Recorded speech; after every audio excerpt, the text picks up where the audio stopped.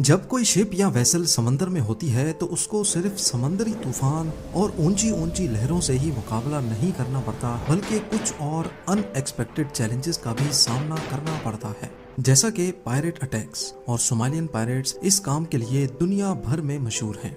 International maritime bureau के मुताबिक हर साल शिपिंग इंडस्ट्री को 16 अरब यूएस डॉलर्स का नुकसान उठाना पड़ता है। इस नुकसान की वजह ट्रांसपोर्ट डिलेज भी हैं, लेकिन सबसे बड़ा फैक्टर पायरेसी पैदा करती है।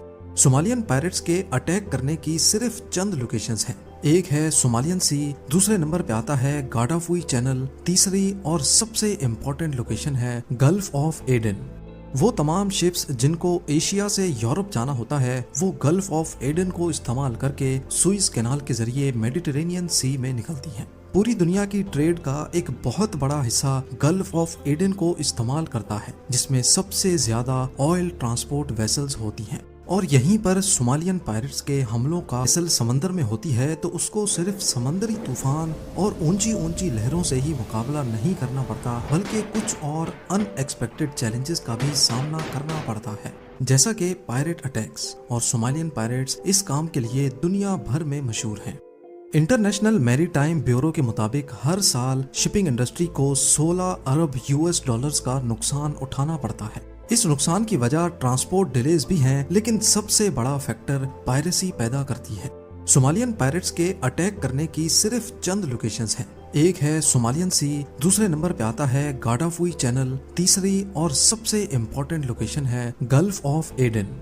वो तमाम शिप्स जिनको एशिया से यूरोप जाना होता है, वो गल्फ ऑफ एडन को इस्तेमाल करके सुइज कैनाल के जरिए मेडिटेरेनियन सी में निकलती हैं। पूरी दुनिया की ट्रेड का एक बहुत बड़ा हिस्सा गल्फ ऑफ एडन को इस्तेमाल करता है, जिसमें सबसे ज्यादा ऑयल ट्रांसपोर्ट वेसल्स होती हैं। और यहीं पर सोमालियन पायरेट्स के हमलों का खतरा रहता है। जेम टीवी की वीडियोस में एक बार फिर से खुशामदीद।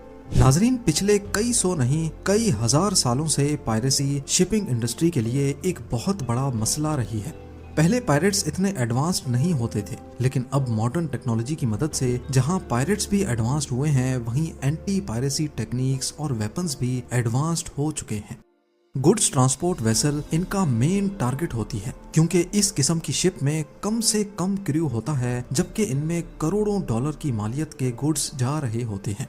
ज्यादातर पायरेट्स का टारगेट शिप के क्रू को मारना नहीं, बल्कि वो शिप पर अपना कब्जा जमा कर या कैप्टन को किडनैप कर लेते हैं, या फिर पूरी शिप को होस्टेज बनाकर शिपिंग कंपनी से लाखों डॉलर्स की डिमांड करते हैं।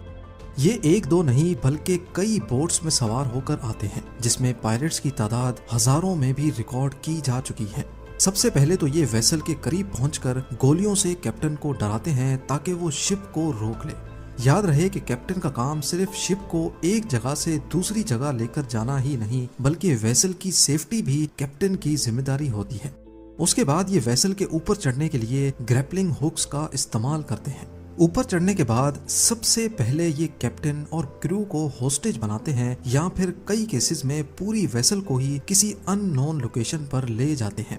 एक बार करोड़ों डॉलर्स के सामान वाली शिप इनके कब्जे में आ गई, फिर इस बात के काफी ज्यादा चांसेस होते हैं कि शिपिंग कंपनी चंद लाख डॉलर्स देकर इनसे जान छुड़ाए। पर ऐसा नहीं है कि प्राइवेट शिप्स इस किस्म के हादसात से बचने की कोशिश ही नहीं करती। पायरेट से बचने के लिए आजकल की मॉडर्न शिप्स भी किसी से कम नहीं है। जब किसी वेसल को खतरा होता है कि पायरेट्स उनके करीब आ रहे हैं, तो सबसे पहले उनको करीबी कोस्टल सिक्योरिटी अथॉरिटी को इन्फॉर्म करना होता है। उसके बाद कैप्टन वेसल की स्पीड बढ़ा देता है। स्पीड बढ़ाने की वजह ये नहीं होती कि पायरेट्स उन तक पहुंच नहीं पाएंगे, बल्कि तेज चलने की वजह से शिप वेव्स पैदा करती है, जिससे पायरेट्स की छोटी मोटी बोट्स को वेसल के करीब आने में बहुत मुश्किल होती है। अब जब तक कोस्टल अथॉरिटीज वेसल तक पहुंचे और पायरेट से मुकाबला करें, तब तक कैप्टन समेत तमाम